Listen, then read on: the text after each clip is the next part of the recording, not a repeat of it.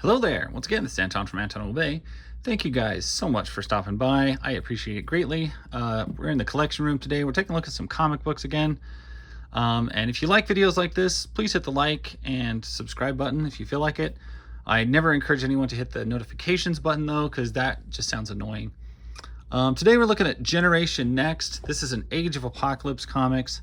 And I love the Age of Apocalypse. It was one of the first exposures to the Marvel universe that I ever had, and it stuck with me really deeply.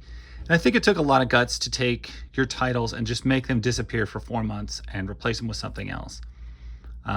So that was just a huge move, and I give them tons of respect for that. And anyway, today we're looking at Generation Next. This would be the alternate title to Gen X, or Generation X. And you've got a lot of the same characters. You've got Kitty Pryde, Mondo, Colossus is in this. You've got Everett, Skin, and Chamber, but he's kind of more under control here. That's one thing with the Age of Apocalypse. You'll always find everybody has different levels of control with their powers. So this is Jonathan Starmore, Chamber, but you know, he doesn't have his face blown off in this universe, which is nice for him. He just has the power coming out of the chamber in his chest, which is pretty cool. Don't know why anybody wears a mask in the Age of Apocalypse, though. I never really understood that, but they do. So you have the same artist. This is, I believe, 1995. Yes, March 1995. You would have had the same artist most of the time working on the regular books, and then they would switch over and do this. And Mondo, if I remember right, was who became a villain in the regular universe. I think he becomes a villain in this as well. But also, the fact that Colossus is their leader is kind of weird, and he's kind of a terrible leader. Like I don't like him.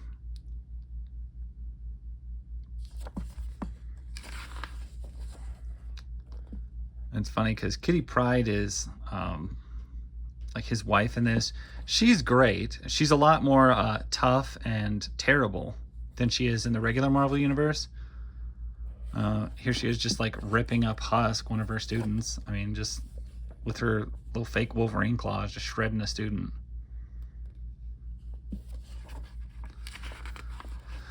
But as you'll see, they trying to be rough and trying to get the kids ready for what they have to do. I understand the concept of tough love, but it is probably a little tougher than it needs to be. Especially because they are pounding these kids to death. Now, Skin is actually cooler in this than I think he is in the regular universe. And if I remember right, I mean, I stopped reading in like 2001, but I'm pretty sure Skin dies eventually, if I remember right.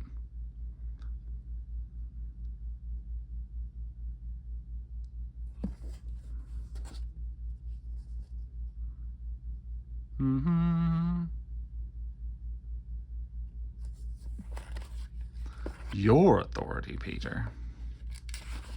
My authority. And we're talking about Bishop here. Bishop is from a different reality. He did not get sucked into the AOA without loss of memory. He remembers the way things should be. Vital key player for the Age of Apocalypse. This is Generation Next, issue number 2. I can't remember this guy's name. It's been so long since I read the original Gen X. Yeah, this is Illyana Rasputin, and they are working in this terrible like mine with all these other mutant kids. And this is where it comes in the Sugar Man, who is, I believe, originated in the Age of Apocalypse. I don't think he came from anywhere else, but he is this horrible mutated creature thing with 4 arms, and he's like one giant head. He's just ghastly. We'll see him soon enough. But yeah, these mines are being run by like little young children, and they are going to try and free them and disable the mine. but mostly disable the mind and the power, not so much there to liberate the children.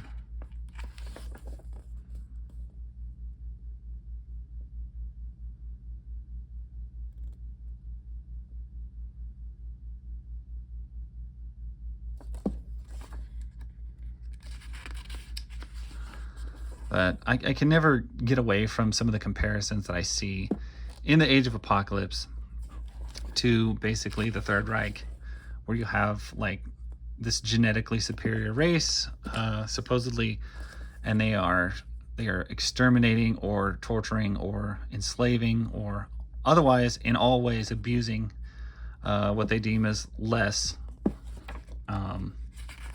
viable people. And I mean, it's always gotten me how like that whole survival of the fittest, basically Apocalypse just radiates Darwinist theory, and like it shows you this has always been like, well, this is where that leads to if you follow it to its conclusion. And same way with Nazi Germany. So never a big fan. I think, do we lose Mondo here?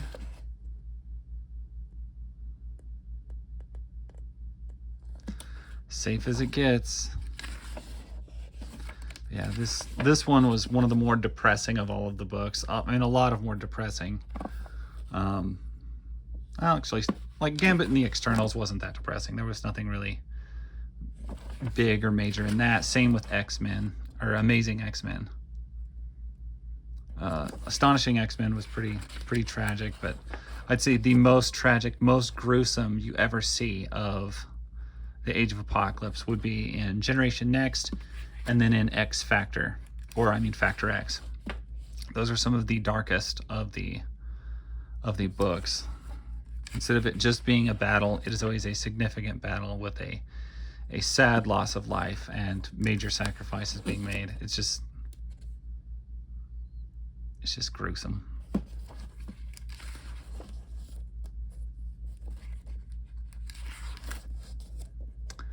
And the Sugar Man, we almost never see him. I don't think we've seen him yet. Like, this is the first big Sugar Man I think we've seen.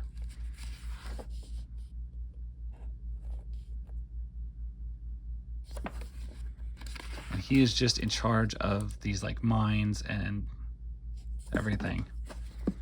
He's pretty awful. I think he's one of the most awful characters from the Age of Apocalypse. And I mean, other than like Dark Beast is nasty. Okay, Dark Beast is by far the worst, and he came to our world. But Sugar Man, as far as appearance, is certainly the nastiest, who actually comes to the 616 universe. Otherwise, Sugar Man is by far the ghastliest looking thing that came through. And Peter sees his sister, and they try to save Illyana, and I guess Mondo doesn't betray them. I think Mondo ends up dying to try and save Illyana.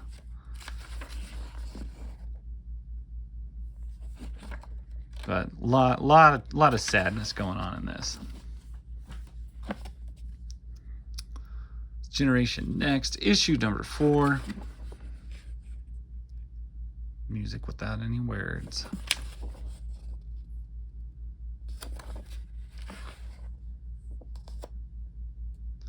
Oh, she's curled up inside Mondo, and he's trying to sneak her out.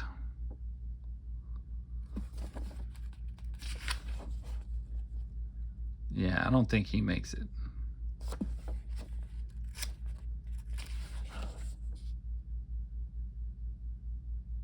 Sugar Man also has a very interesting way of talking, where all of the words run together. Anytime you give somebody that specific of a dialogue, I just think that's a little cool, because you can always differentiate who's talking. It's neat.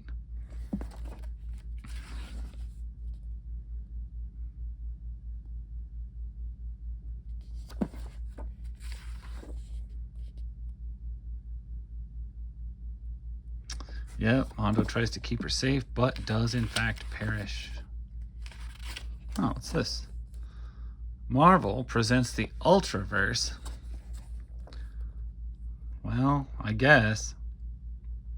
leading up to Black September when you guys completely destroy the Ultraverse.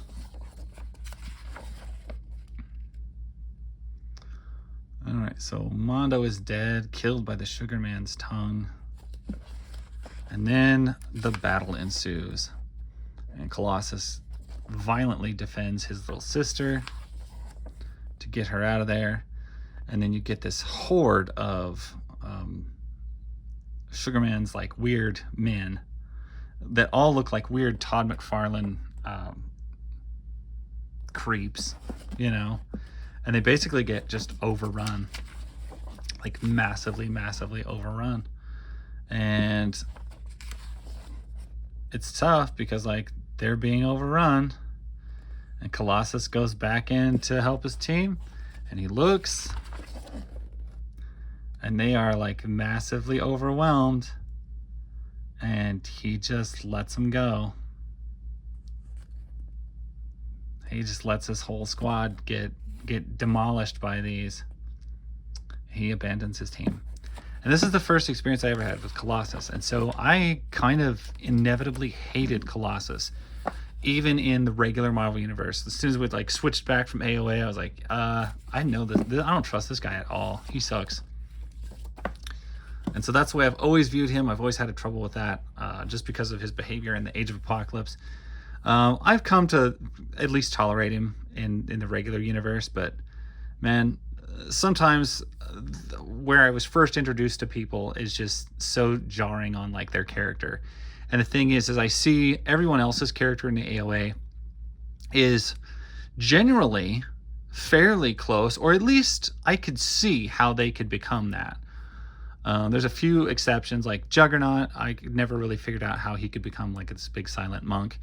And then Colossus is it's just, how could he be this way? And you can see it's the world has changed him. So anyway, that's my thoughts on it. This is one of my favorite series is from this.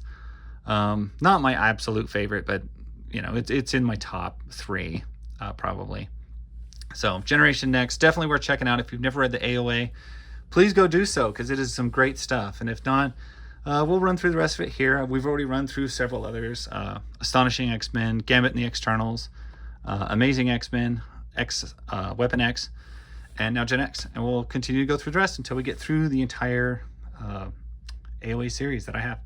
Anyway, thank you guys for watching. Once again, hit the like and subscribe button if you feel like it, and I will catch you guys later. Thank you so much. Bye.